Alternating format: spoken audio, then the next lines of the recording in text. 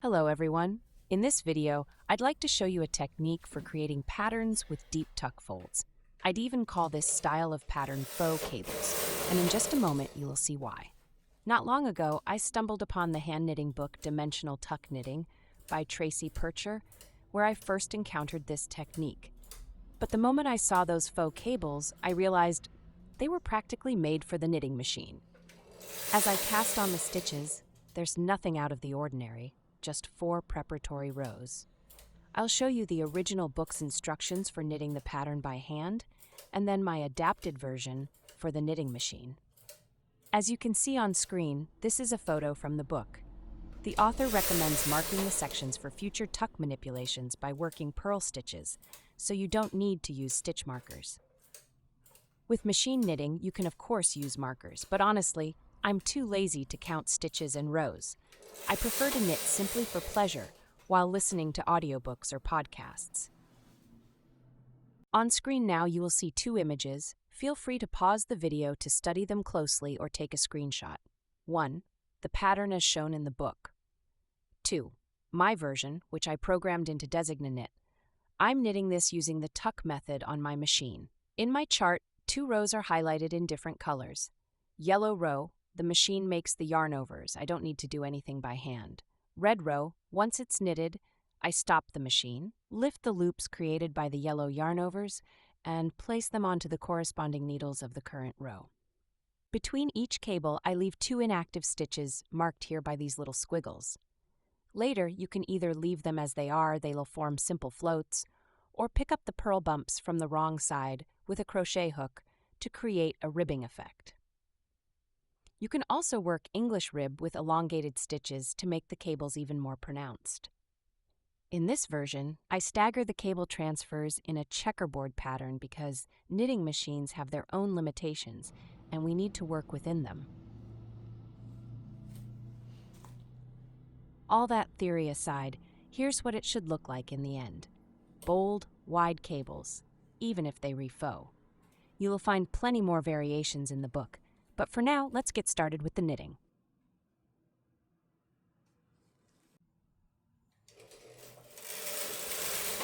The first rows are already knitted and the red row has just beeped our signal to stop. Here's a wide shot so you can see the whole process.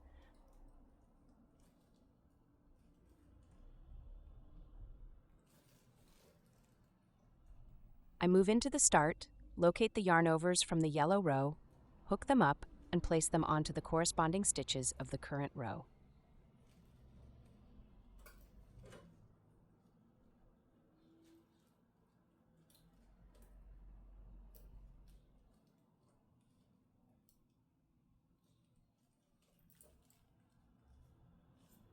The adjacent cable is worked in a staggered checkerboard pattern.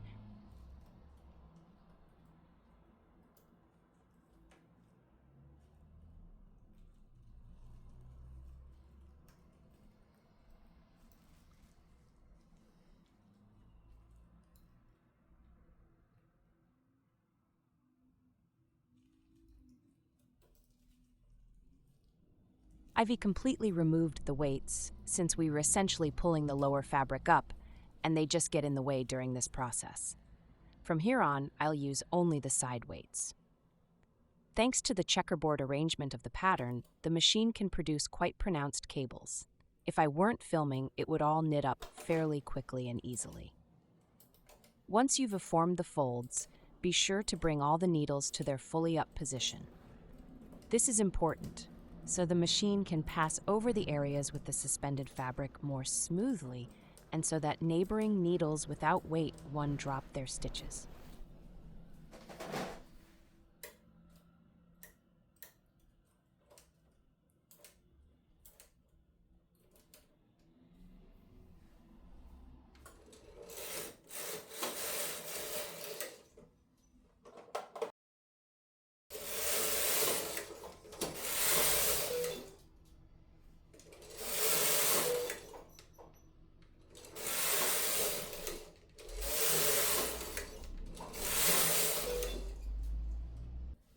The cable pattern I've chosen consists of 2 parts, as you can see on the chart. Now we're reworking on the second part to complete the design. In the first part, we moved stitches from the edges into the center of the cable. In the second part, we'll move stitches from the center out toward the edges and do the opposite on the adjacent cable.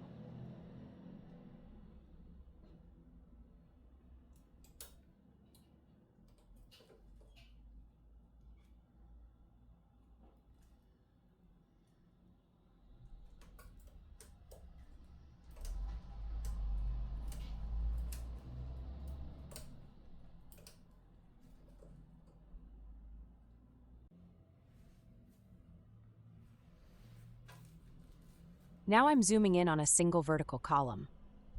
Notice how I catch the tuck stitch along with the top of the loop it's wrapped around and pull them as tautly as possible.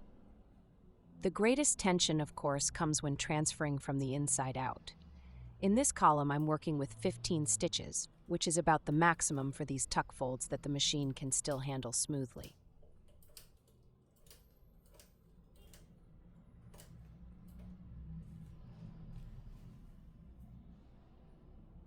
I hope I've conveyed the core idea of how to form faux cables on the machine.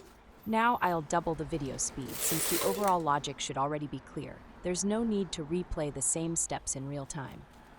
If anything remains unclear or felt confusing, please leave a comment.